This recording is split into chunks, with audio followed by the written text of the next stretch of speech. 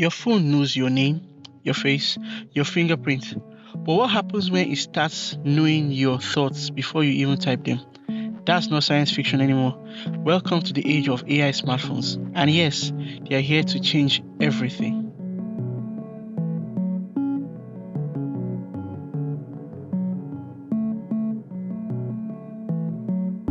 For years, we've called these things smartphones. But let's be honest, they weren't actually that smart.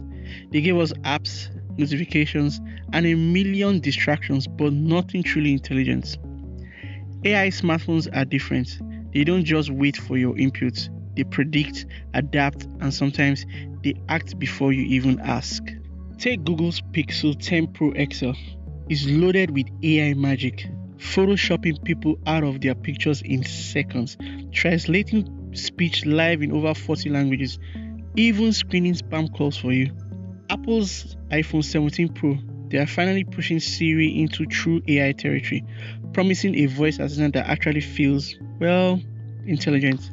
And Samsung is shouting loudest with its Galaxy AI branding, partnering with Google to pack their phones with real-time note summaries, instant translations, and AI-powered editing tools.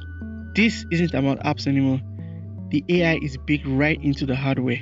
Sounds amazing, right? But here's the flip side. If your phone knows your routines, your habits, your preferences, where does that data go?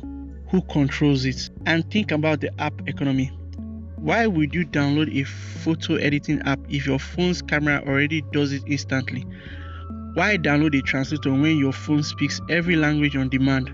We might be heading into a future where your phone is less a tool and more a personal assistant that knows you better than you know yourself. So is this the next big revolution? The iPhone moment of our generation? Or just clever marketing dressed in science fiction clothes? One thing's clear.